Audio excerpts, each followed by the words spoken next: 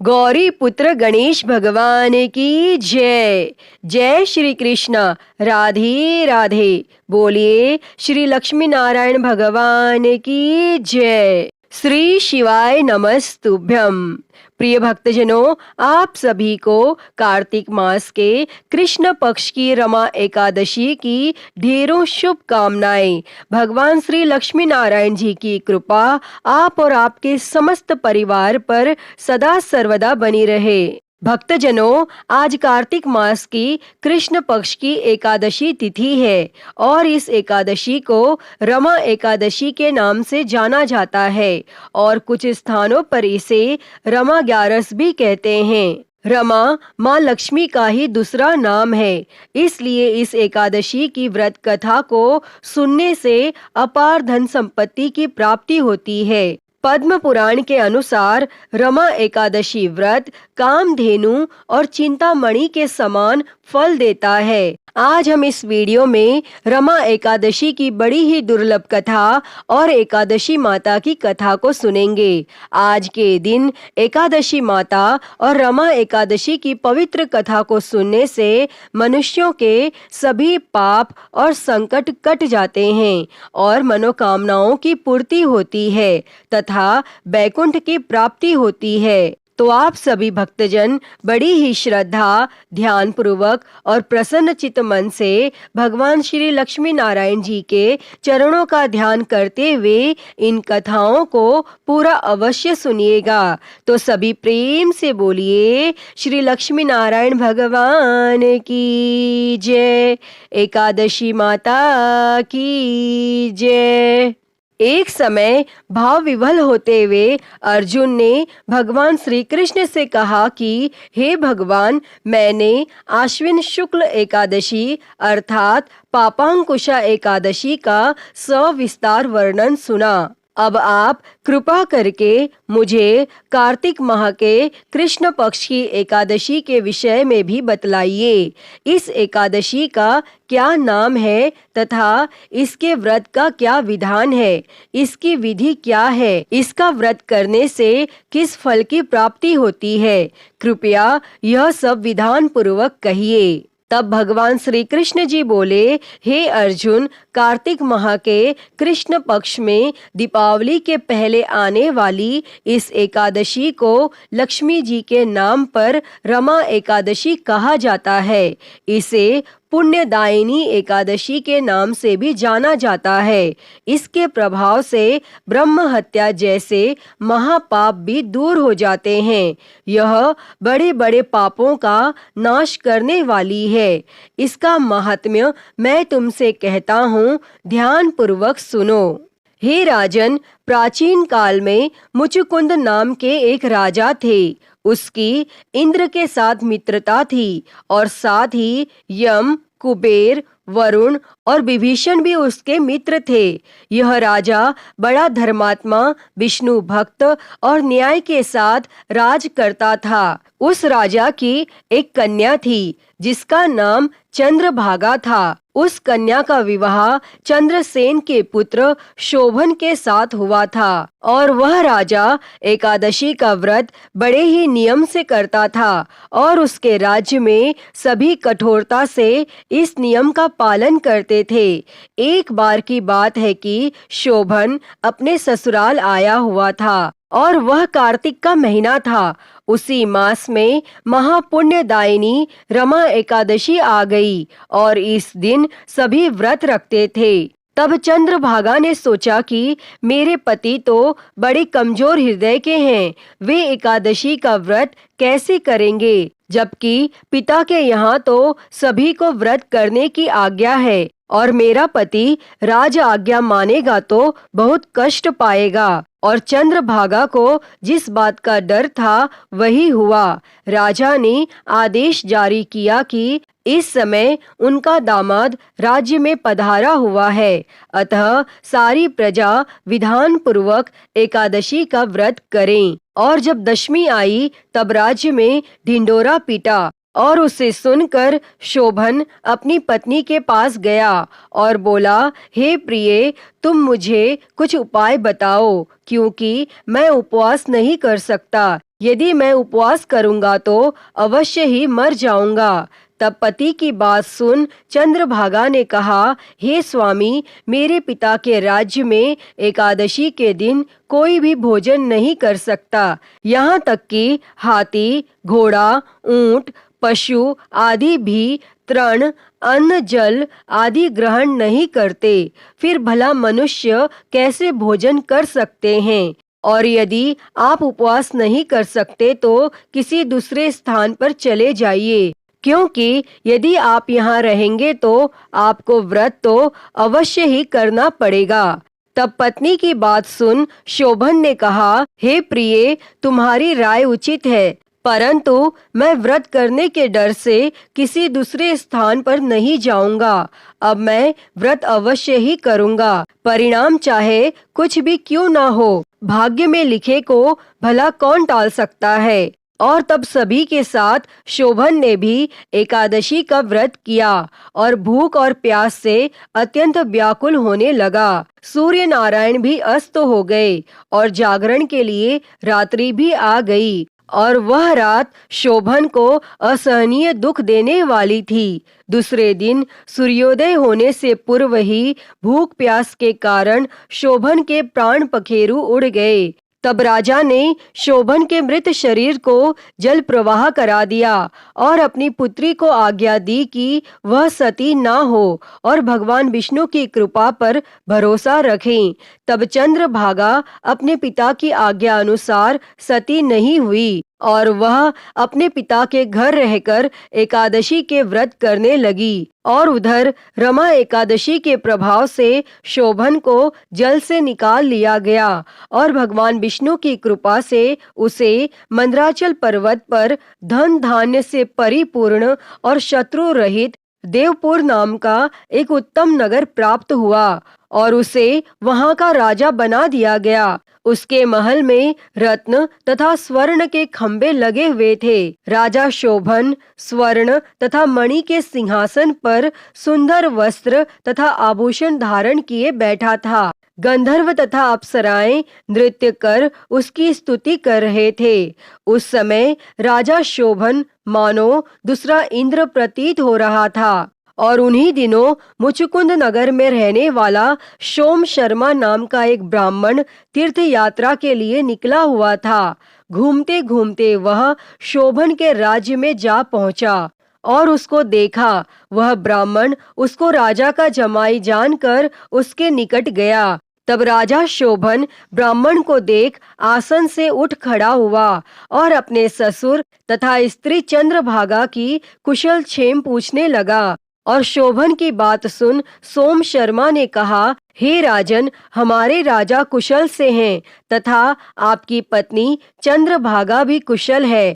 अब आप अपना वृत्तांत बताइए। आपने तो रमा एकादशी के दिन अन्न जल ग्रहण न करने के कारण प्राण त्याग दिए थे।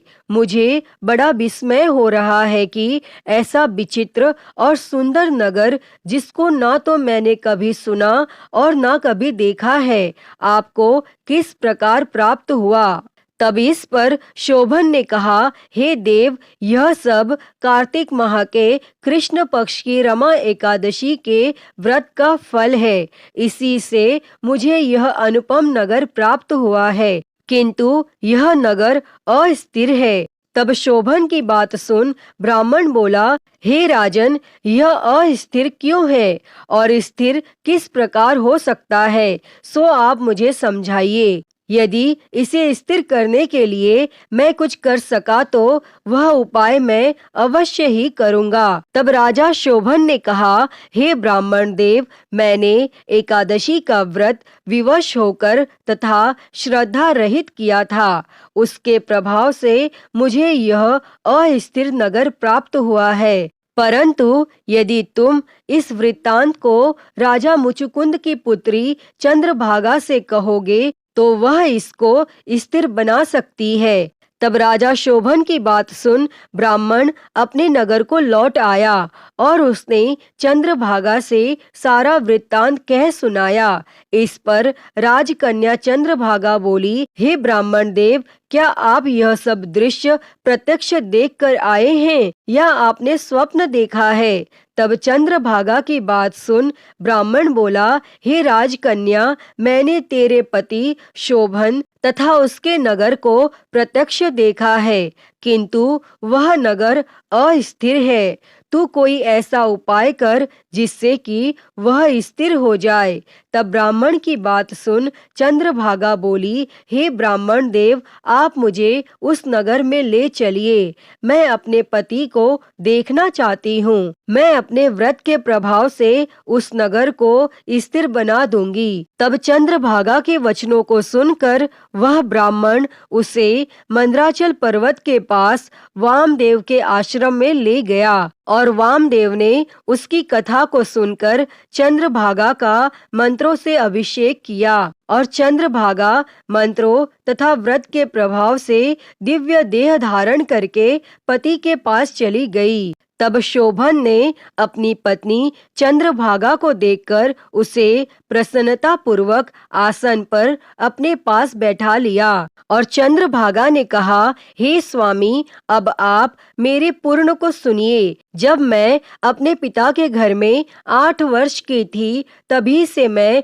सविधि एकादशी का व्रत कर रही हूँ और उन्हीं व्रतों के प्रभाव से आपका यह नगर स्थिर हो जाएगा और सभी कर्मों से परिपूर्ण होकर प्रलय के अंत तक स्थिर रहेगा। तब चंद्रभागा दिव्य स्वरूप धारण करके तथा दिव्य वस्त्र अलंकारों से सजकर अपने पति के साथ सुख पूर्वक रहने लगी। हे अर्जुन, यह मैंने रमा एकादशी का महात्म्य कहा है। जो मनुष्य रमा एकादशी के व्रत को करते हैं, उनके सभी पाप नष्ट हो जाते हैं। जो मनुष्य रमा एकादशी का महात्म्य सुनते हैं, वह अंत समय में विष्णु लोक को जाते हैं। तब इसके बाद भगवान श्री कृष्ण जी अर्जुन से कहते हैं, भगवान श्री हरि बड़े दयालु और क्षमावान है। श्रद्धा पूर्वक या विवश होकर भी यदि कोई उनका पूजन या एकादशी का व्रत करता है, तो वह उसे भी उत्तम फल प्रदान करते हैं। परंतु मनुष्य को चाहिए कि वह भगवान का पूजन पूरी श्रद्धा से करें। शोभन अपनी पत्नी द्वारा श्रद्धा पूर्वक किए गए एकादशी व्रतों के कारण अपने राज्य को स्थिर कर सका। ऐसी सुकर्म पत्नी भगवान श्री हरि और माँ लक्ष्मी की कृपा से ही प्राप्त हो सकती है। तब इसके बाद भगवान श्री कृष्ण जी अर्जुन से कहते हैं, अब मैं तुम्हें रमा एकादशी व्रत की विधि बताता हूँ, इसे ध्यान पूर्वक सुनो। रमा एकादशी व्रत के नियमों का पालन व्रत के एक दिन पहले यानी दशमी के दिन से ही शुरू हो जाता है। रमा एकादशी के दिन स्नान आदि से निवृत्त होकर व्रत का संकल्प करना चाहिए। एकादशी व्रत के दिन भगवान विष्णु की पूजा करनी चाहिए तथा भगवान विष्णु की प्रतिमा का तुलसी मिश्रित जल से अभिषेक करना चाहिए। इसके बाद भगवान विष्णु का धूप, पंचामृत, तुलसी के पत्तों, दीप, नैवेद्य, फूल फल आदि से पूजन करने का विधान है और पूजन करने के बाद भगवान विष्णु और माता लक्ष्मी की आरती कर भगवान को भोग लगाना चाहिए। रमा एकादशी व्रत के प्रभाव से धन धान्य की कमी दूर हो जाती है और रमा एकादशी व्रत करने वाली रात को भगवान का भजन कीर्तन या जागरण करना चाहिए और मनुष्य को भगवान विष्णु की प्रतिमा के समीप ही भूमि पर शयन करना चाहिए। पद्म पुराण के अनुसार व्रत के अगले दिन यानी द्वादशी के दिन भगवान का पूजन कर ब्राह्मण को भोजन, कपड़े, जूते, छाता एवं गर्म कपड़े आदि देने का विधान बताया गया है। अंत में भोजन ग्रहण करके व्रत को खोलना चाहिए। अतः हे श्री लक्ष्मी नारायण भगवान जी, इस रमा एकादशी व्रत की पावन कथा को कहने, सुनने और हुंकारा भरने वालों पर सदैव अपनी कृपा बनाए रखना। तो सभी प्रेम से बोलिए श्री लक्ष्मी नारायण भगवान की जय, श्री तुलसी शालिग्राम जी की जय। प्रिय भक्तजनों, आइए अब सुनते हैं एकादशी माता की कथा। एक बार एक राज्य में एक राजा रहता था। राजा बहुत ही बुद्धिमान और बलशाली था। राजा सदा ही अपनी प्रजा का बहुत अच्छे से ध्यान रखता था। प्रजा भी राजा को बहुत पसंद करती थी। राजा की 2 बेटियां थी। राजा अपनी दोनों बेटियों से बहुत प्रेम करता था। राजा की छोटी बेटी देखने में बहुत सुंदर और आकर्षित थी और वहीं पर राजा की बड़ी बेटी छोटी बेटी के मुकाबले थोड़ी कम सुंदर थी। राजा की छोटी बेटी माता की पूजा किया करती थी और सभी लोग राजा की छोटी बेटी से बहुत प्रेम करते थे और बहुत प्रशंसा किया करते थे। राजा भी अपनी छोटी बेटी को बड़ी बेटी से अधिक प्रेम करता था, जिसके कारण राजा की बड़ी बेटी को अपनी छोटी बहन से बहुत नफरत होने लगी थी। राजा की दोनों बेटियां जब बड़ी हो गईं, तब एक पड़ोस के राज्य में रहने वाले राजकुमार राजा की बड़ी बेटी के लिए रिश्ता लेकर आया। लेकिन जैसे ही उस राजकुमार की नजरें राजा की छोटी बेटी पर पड़ी, तो वह राजकुमार राजा की छोटी बेटी पर आकर्षित हो गया और छोटी बेटी से पहली नजर में प्रेम करने लगा। और उस राजकुमार ने राजा की बड़ी बेटी के साथ विवाह करने से मना कर दिया और उसने राजा से कहा कि मैं आपकी छोटी बेटी से विवाह करना चाहता हूँ। और यह सब देखकर राजा की बड़ी बेटी अपनी छोटी बहन से बहुत क्रोधित हो गई और राजा की बड़ी बेटी ने अपनी छोटी बहन को अपना सबसे बड़ा दुश्मन मान लिया। तब राजा की बड़ी बेटी ने अपनी छोटी बहन से बदला लेने का निर्णय किया और राजा की बड़ी बेटी ने अपनी छोटी बहन को जान से मारने का उपाय सोचा और उसने अपनी छोटी बहन को मारने के लिए सबसे पहले एक लड्डू में जहर मिलाकर अपनी छोटी बहन को दिया और उसको लड्डू खाने के लिए कहा। लेकिन लड्डू खाने के बाद भी छोटी बहन को कुछ भी नहीं हुआ। लेकिन फिर भी बड़ी बहन ने हार नहीं मानी और जब उसकी छोटी बहन रात में कमरे में सो रही थी, तब उसने एक मटके में सांप रखकर उसके कमरे में छोड़ दिया। लेकिन सांप भी छोटी बहन का कुछ नहीं कर पाया। जिसके बाद बड़ी बहन ने छोटी बहन से कहा कि चलो हम लोग कुएं में से पानी भरकर लाते हैं। और वह अपनी छोटी बहन को पानी भरने के बहाने कुएं के पास ले गई और उसने अपनी छोटी बहन को कुएं में धक्का दे दिया। लेकिन छोटी बहन को तब भी कुछ नहीं हुआ, क्योंकि हर बार 11 माता उसकी रक्षा कर रही थी और उधर बड़ी बहन अपने सारे प्रयास के बाद भी असफल हो रही थी, जिससे वो बहुत क्रोधित हो गई। और फिर उसने अपनी छोटी बहन के पास जाकर उससे प्रश्न किया कि मेरी छोटी बहन,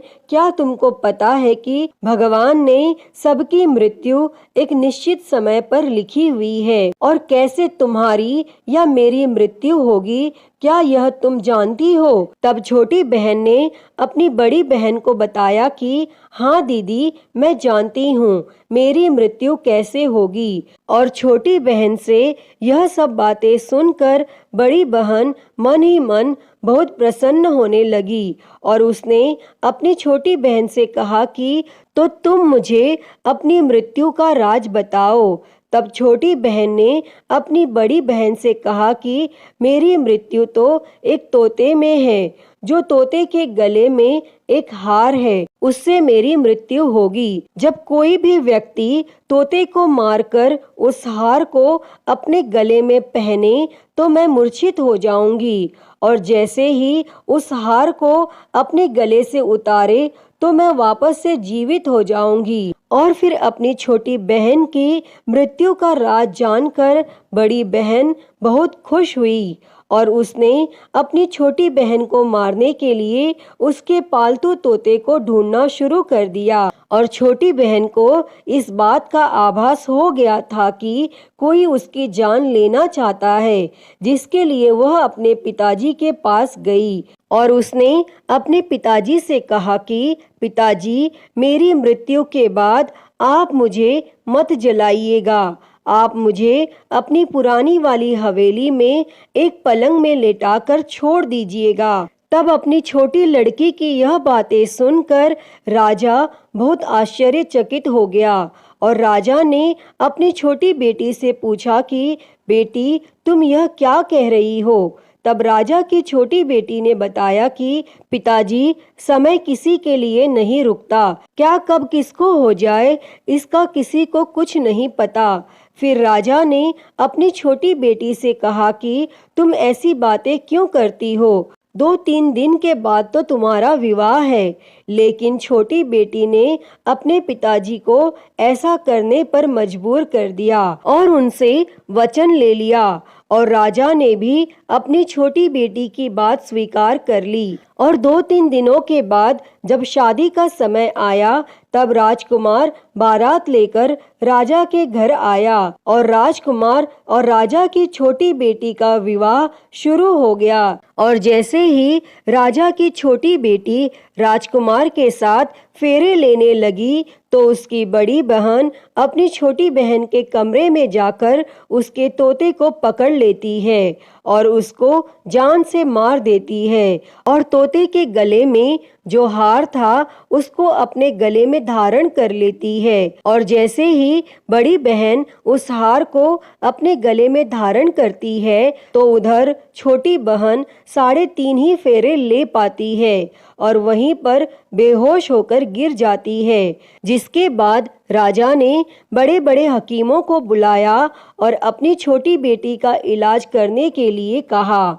और राजा की बात सुनकर जब वैद्य ने छोटी बेटी को देखा, तो राजा को बताया कि आपकी छोटी बेटी ना तो जीवित है और ना मरी हुई। ऐसा मैं पहली बार देख रहा हूँ। तब राजा ने वैद्य और हकीम को यह बात बाहर बताने से मना कर दिया और उनको कहा कि अगर तुमने यह बात किसी को बाहर बताई तो हम तुमको फांसी दे देंगे। और राजा ने अपनी छोटी बेटी को पुराने महल में जाकर एक पलंग में लेटा दिया और वहां पर कुछ सैनिकों को तैनात कर दिया। इसके बाद राजा वापस अपने महल पर आ गया और राजा की बड़ी बेटी अपने पिताजी के पास आई और कहने लगी कि पिताजी, अगर यह शादी संपन्न नहीं हुई तो आपकी इज्जत का क्या होगा? आप कहें तो मैं आपकी इज्जत बचाने के लिए राजकुमार से शादी करने के लिए तैयार हूँ। जिसके बाद राजा ने अपनी बड़ी बेटी की बात मान ली और राजा ने बड़ी बेटी को छोटी बेटी के कपड़े पहनाकर मंडप में भेज दिया। लेकिन राजकुमार यह जान गया कि यह राजा की छोटी बेटी नहीं है, बल्कि यह राजा की बड़ी बेटी है। लेकिन जब राजकुमार ने शादी करने से मना किया, तो सभी लोगों ने राजकुमार को बेवश करके राजा की बड़ी बेटी से बचे हुए फेरों को संपन्न करा दिया और विवाह संपन्न हुआ। जिसके बाद राजकुमार राजा की बड़ी बेटी को अपने महल में ले गया और विवाह होने के बाद राजकुमार उससे ना तो बात करता था, न उसे पसंद करता था और ना ही उसके आसपास भटकता था। और राजकुमार ने यह फैसला लिया था कि वह अपनी प्रेमिका को ढूंढ कर रहेगा और यह जानकर रहेगा कि उसके साथ क्या हुआ है। एक दिन राजकुमार अपने घोड़े पर सवार होकर राजा के पुराने महल के पास पहुंचा, जहां पर उसने कुछ सैनिकों को देखा। महल के पास पहुंचकर राजकुमार ने जब महल को ध्यान से देखा, तो वह समझ गया कि यह तो हमारे ससुर जी का ही महल है। तब राजकुमार ने सैनिकों से पूछा कि तुम लोग यहाँ क्या कर रहे हो और इस महल के अंदर उस पलंग में कौन लेटा है? जिसके बाद सैनिकों ने बताया कि यहाँ पर राजा की छोटी बेटी लेटी है। और यह सुनकर राजकुमार बहुत प्रसन्न हो गया और वह तुरंत अपनी प्रेमिका के पास पहुंच गया और उसकी सेवा करने लगा। जैसे ही रात हुई तो राजा की छोटी बेटी उठकर खड़ी हो गई और राजकुमार यह देखकर बहुत खुश हो गया और उसने अपनी प्रेमिका से पूछा कि तुम यहाँ क्या कर रही हो? तुम मेरे साथ मेरे घर चलो। तब राजा की छोटी बेटी ने राजकुमार को सारी बातें बता दी कि मेरी जान एक तोते में बसती थी और मैंने यह बात सिर्फ अपनी बड़ी बहन को बताई थी और मुझे पता है कि उसने ही मुझे मारने का प्रयास किया है। उसके पास एक हार है जिसको वह सुबह पहन लेती है और रात को उतार देती है। जब तक वह हार को पहन कर रखती है तब तक मैं मूर्छित रहती हूँ और जैसे ही वो हार को उतार देती है तो मैं जीवित हो जाती हूँ और जब तक मेरी बड़ी बहन के पास वो हार रहेगा तब तक मैं ऐसे ही जीवित और मूर्छित होती रहूंगी। अगर मेरी बड़ी बहन के पास जो हार है वो मेरे हाथ लग जाए तो मैं हमेशा के लिए जीवित हो जाऊंगी। तब राजकुमार यह सब बातें सुनकर राजा की छोटी बेटी के पास रहने का निर्णय ले लेता है और उसने अपने बचे हुए सारे फेरे उस पलंग में लेटी हुई राजा की छोटी बेटी के साथ ले लिए और अपना विवाह पूर्ण कर लिया और वहीं पर वह रहने लगा। और देखते ही देखते कुछ समय में राजा की छोटी बेटी और राजकुमार की पत्नी गर्भवती हो गई और एक दिन राजकुमार को किसी काम से बाहर जाना पड़ा। तब छोटी बहन के पेट में बहुत तेज से दर्द होने लगा, जिसके बाद उसने माता का आह्वान किया, जिसके बाद वहां माता प्रकट हुई और उन्होंने अपने भक्त के दर्द को दूर किया और एक पुत्र की प्राप्ति करवाई। तब वहीं पर अचानक से राजकुमार भी आ गया। राजकुमार ने ग्यारस माता को देखा तो वह आश्चर्यचकित हो गया और उसने तुरंत ग्यारस माता को प्रणाम किया और ग्यारस माता ने राजकुमार से कहा, जब तुम्हारा पुत्र 5 वर्ष का हो जाए तो तुम आकर अपनी पत्नी का हार इसके गले में डाल देना। और देखते ही देखते राजकुमार और राजा की छोटी बेटी का पुत्र 5 वर्ष का हो जाता है। तो राजकुमार अपने बेटे से कहता है कि बेटा, मैं कुछ काम से बाहर जा रहा हूँ, तुम अपनी माता का ध्यान रखना। और वह वहाँ से चला जाता है और राजकुमार को बाहर निकलता हुआ बड़ी बहन के सैनिक देख लेते हैं और बड़ी बहन को जाकर सारी बातें बता देते हैं, जिसके बाद बड़ी बहन अपनी छोटी बहन के पुत्र को वहाँ से उठवा लेती है और उसको मरवा देती है। छोटी बेटी के पुत्र के 2 टुकड़े करवा देती है। पहला टुकड़ा चक्के के पास छुपा देती है और दूसरा टुकड़ा अपने पलंग के नीचे रख लेती है। और तब ग्यारस माता भिखारी का रूप लेकर आती हैं और एक भिखारी का रूप रखकर बड़ी बहन के पास चली जाती हैं, जिसके बाद वहां पर वह भिक्षा मांगने लगती हैं।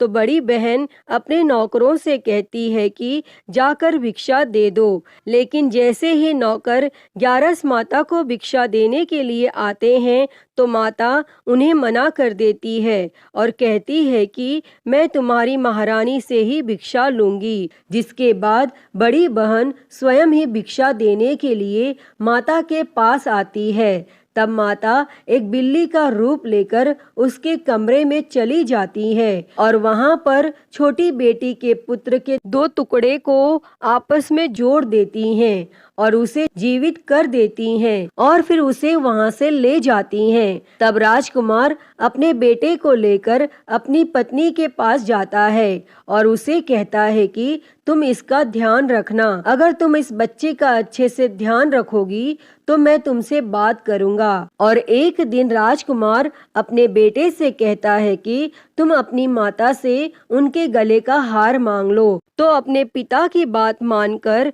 राजकुमार का बेटा अपनी माता जी के पास जाता है और कहता है कि माता, मुझे तुम्हारा हार चाहिए। और यह सुनकर पहले तो बड़ी बहन बहुत क्रोधित होती है, पर उसको यह याद आता है कि राजकुमार ने कहा था कि अगर मैं इस बच्चे का ध्यान अच्छे से रखूंगी तो वह मुझसे बात करेंगे, जिसके कारण वह हार उस बच्चे को दे देती है और वह तुरंत हार को ले जाकर अपने पिताजी को दे देता है।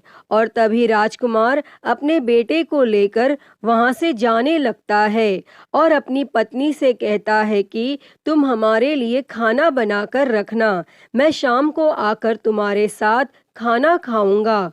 और वह अपने बेटे को लेकर वहां से चला जाता है और उसके बाद वह राजा के पास जाता है और उनको सारी बातें बता देता है। तब राजा अपनी बड़ी बेटी की यह करतूत सुनकर बहुत क्रोधित होते हैं और अपनी परवरिश पर ही दोष देने लगते हैं।